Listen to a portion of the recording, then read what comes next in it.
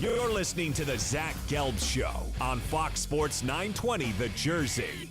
All right, welcome back in. 4:16 is the time from the Princeton Orthopedic Associates studios. A gloomy day outside, and it's very fitting to mention that because it's a gloomy day at St. Anthony, as yesterday it was announced that their school, after a very long run, changing many people's lives, is going to be closing their doors in June. And I was at the Coaches vs. Cancer High School event last night, and Phil Martelli was giving the closing remarks, and he brought up how the game of basketball did suffer a great loss yesterday with that announcement. But it's more than just basketball. It's also education, which is the important founding of that school. So now let's go out to the hotline right now and welcome in someone that's been all over this story for NJ.com, and that's Jeremy Schneider, who joins us right now. Jeremy, appreciate a few minutes, and how are you? I'm doing very well, Zach. Thanks for having me on. Well, thank you for coming on, and I appreciate it. So back in January, we were covering this, and many people were a little bit optimistic. They had some fighting optimism that this thing was going to be saved, and then that tune really did start to change back in March. How did we get to this point that now St. Anthony, unfortunately, is going to be closing their doors in June? Well, Zach, I think the requirements from the Archdiocese became too much for St. Anthony to overcome. It's really, really hard to increase enrollment when you announce that the school could be closing. You're kind of asking people to sign up for something that they don't necessarily know will be there. And that was one of the major hurdles. The finances, they raised a ton of money. They raised, I think, $1.2 million or even more than that since it was announced in September that they were in these financial straits. But it became a matter of financial stability and just maintaining this past next year. They were looking for a quick fix. They weren't looking to just get one more season or one more year out of St. Anthony. This was, how do we maintain this in the long term?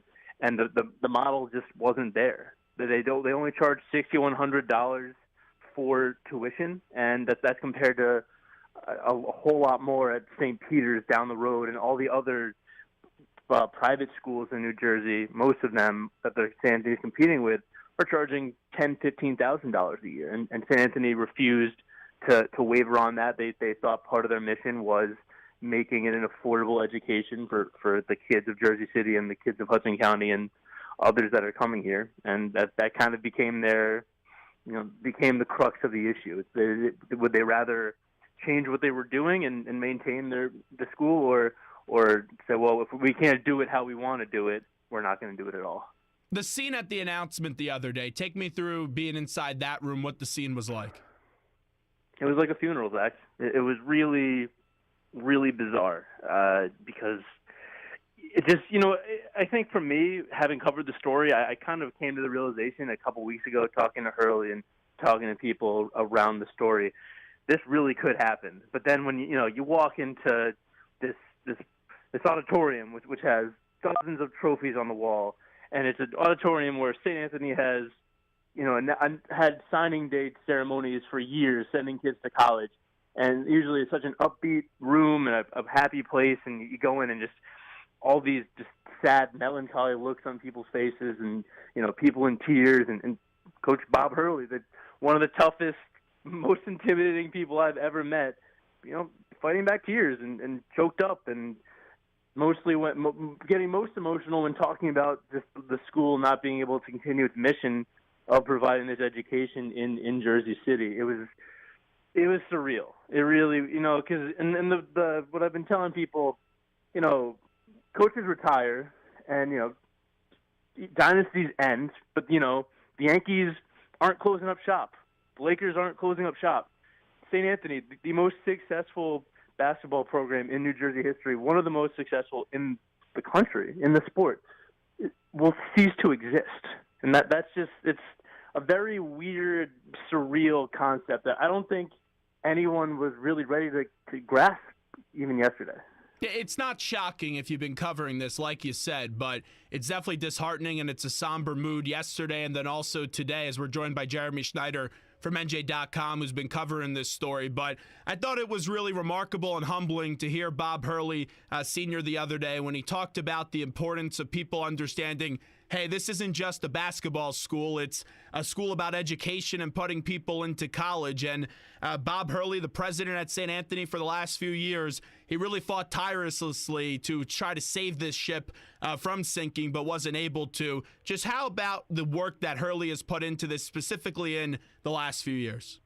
It became a full-time job on top of his coaching, fundraising for St. Anthony. It became such just normal for him. He was used to it, and it was exhausting for him, but I think he was well aware of just how important he was. And frankly, there is no he'll never say this, but there would be no St. Anthony as we know it without Bob Hurley. It probably would have closed a lot sooner. He worked incredibly hard, and what was really heartbreaking to me is he said even after they got back from the meeting at the Archdiocese where they were given the bad news, he still checked the envelopes in the office to see if any last minute money had come in, and it was clearly it was over, it was done. But it's incredible what he's done. The basketball, and like you said yesterday, the basketball speaks for itself. 28 state titles, 13 Tournament of Champions titles in 28 years of the event existing. But, he brought up the valedictorians from last year's graduating class were basketball players. Their best player this year, R.J. Cole, he might be the valedictorian. There really was an intersection of academics and athletics at St. Anthony. And on top of that, they had a 100% college acceptance rate for more than the past 20 years.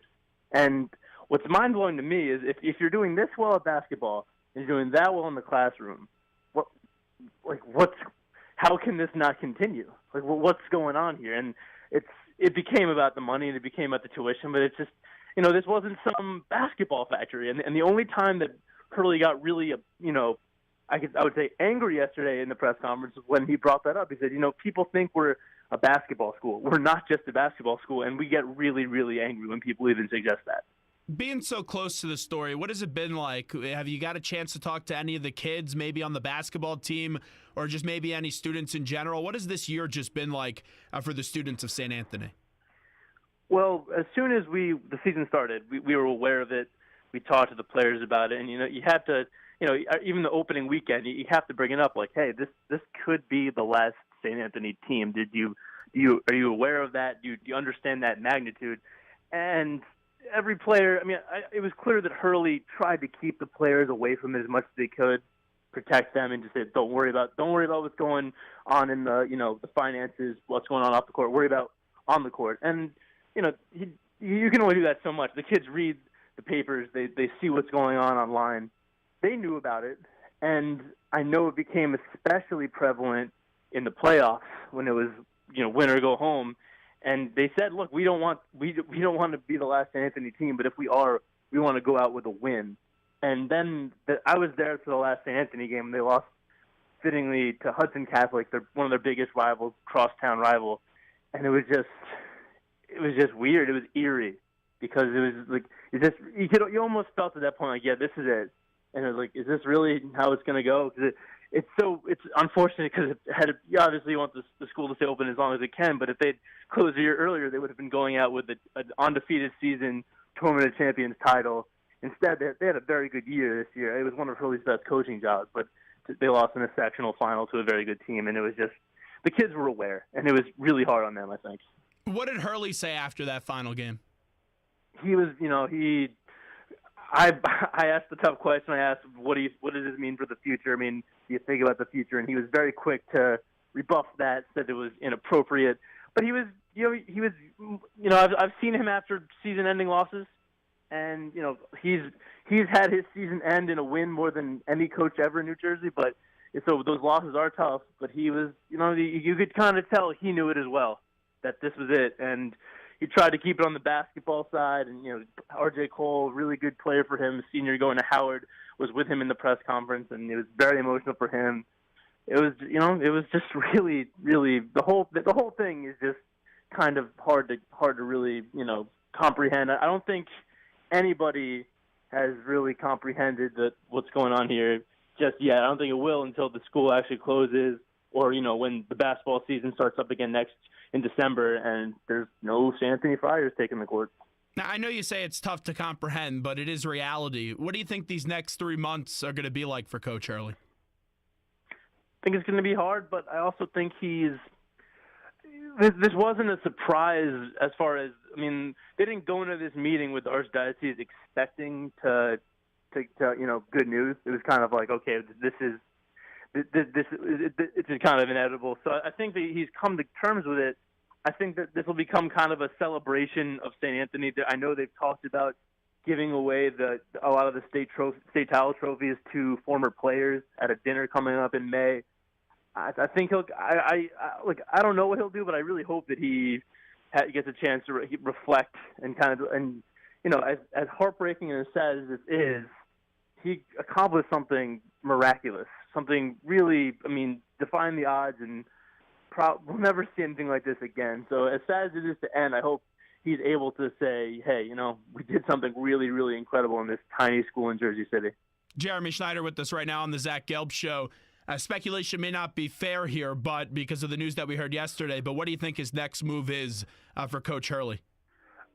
I think it's pretty clear, and it's not surprising to me. He rebuffed any questions about that at first, but then said he had thought about his future, and he says he wants to continue coaching, but it'll probably be at a grassroots level, something in Jersey City, something where he can continue his mission, albeit at a different age, work with younger kids in Jersey City and maybe surrounding areas. You're not going to see him. I would be shocked if you saw him coaching anywhere else. Maybe in a advisory role for one of his sons at URI or at Arizona State, or if Rutgers reached out to him, maybe he would do something with Steve Peichel. But he's not taking over another team. His team is over. I can't see him doing anything else. But he has such a passion for the game, and he has a passion for kids. One of my favorite things is with seeing him with his grandkids after games, and he's an older guy but young at heart and loves kids, and I could definitely see him doing a lot of work with them and the sport. I know he's very tough, and I know he wants to keep on working, but it's only natural instinct to just assume that maybe with all the fight and the passion that he went through this, that maybe he loses a love a little bit for it, but it seems like he's not that type of guy. Do you think once this becomes, final and the doors actually close and he has to see that in June, that maybe the passion goes away a little bit, or no? I could never, ever see that. I think Bob Hurley is the definition of a basketball lifer. He's tough. He knows this sport as well as anyone. And I think, if anything, this will probably strengthen his desire to continue. I think he's clearly crestfallen and heartbroken that his school closed, but I know he doesn't want that to be the end of his work. So I don't think you're putting out. Even in this, 40th year or whatever he was coaching this year, he was still as fiery and as angry as anyone on the sideline. The passion, he has not lost that passion with old age. I think it might have gotten stronger. And my answer to that would have been no as well. But just with how emotionally taxing this has had to been for him, even though he's one of the toughest SOBs you'll ever meet, like, this has got to be, definitely difficult emotionally. You saw the emotion yesterday. It's just, how much can a person really take when it comes to stuff like this? No, I agree, and I got to think he said that the whole press conference was cathartic, and it was actually in the hardest press conference he's ever had to give. He thanked the media for getting the story out, which there were plenty of times I called Coach Hurley over the past year, and I knew he wouldn't want to talk to me, and I knew we were talking about something bad, but he was passionate about it, and I think there's definitely going to be this. Kind of like a period where he has to really, come to terms with it, and maybe he'll, want to, distance himself for a little bit. But this is incredibly emotional, but the passion will still be there. I can't imagine Bob Hurley living his life any other way. And as he likes to joke, his wife doesn't want him in the house in the afternoons anyway. He's got to be somewhere. Yeah, and you all know that if it's a happy life, you need a happy wife. So I bet you he'll be back doing something real soon. Jeremy Schneider, before we let you run, who's done a great job covering this story for NJ.com. Just with this story, and you look back at the legacy of Bob Hurley, and we'll see what comes next. But let's say in about 5 years, you have to describe the legacy of Bob Hurley. Let's do that in closing. How do you describe the legacy of the great coach? the best coach New Jersey athletics has ever seen. And whose work he's done and things he's accomplished far exceed anything he could do on the basketball court. You'll never find anyone to say a bad word about Bob Hurley, and it's not just because he's such a good coach. He's a good guy. He gives everyone the time of day. Even though he's a really, really big deal, he could have left St. Anthony for the college or the pros a long time ago, and he never did. And it's really, really, really sad that his school closed. But he went down with his ship, and I think people will remember him for that. They'll remember him as the best coach the sport has ever seen in New Jersey, and a guy who had his mission how he wanted to go. It's an awful end, no question about that. And I know the charter school wasn't being considered, and the independent, or was being considered, and the independent was not. Is there any chance in these final months that maybe someone steps in and saves this, or is this official that even no matter what happens, this thing's done? If someone came in, well, I think they part of the reason they had to do this today, or yesterday in April and not in June, they needed to have plans for the students that were going, trying to get their high school lined up for next year, and for the teachers who need to have jobs. If there was some enormous donation, I think maybe they'd reconsider. But I feel like it's over. It would be, beyond miracle. And and frankly, at this point, I think it's past that. Well, Jeremy, I can hear the passion in your voice covering this story. We do appreciate the time today. Real quickly, before we let you run, tell people how they could follow you on Twitter and read your work. You can read my work at nj.com/sports, highschoolsports.nj.com. On Twitter, J_Schneider. Thanks so much for having me, Zach. I really appreciate it. Appreciate it. There's Jeremy Schneider from NJ.com covering us, and just a heartbreaking story. And it's an announcement that you knew was coming, especially even though there was some optimism in June. And I know that the tune really did change in March, and that became more of a reality, but it's just so unfortunate. And that school is more than just basketball. Obviously, when you think about it, basketball is one of the first things that do come to mind, but you could hear from Bob Hurley yesterday that that education and that important factor always was number one to him. And it's just such a terrible end to what has occurred. And you look at all the bright moments that they produced in children's lives, even more than the basketball court, just sending a kid to college and being that high school that was so impactful in someone's life. It really is just surreal to think about that school next year, when school starts back in late August, early September, after Labor Day weekend, that St. Anthony not going to have any kids going to that school. It's extremely a somber feeling, and one that it's hard to come to the reality that that school is closing. And Bob Hurley Sr., I know he's a humble man and someone that is not going to want to hear it, and even Jeremy said it, but he is St. Anthony, and he is the reason why, because of his just assiduous efforts, that school was able to last for as long as it did.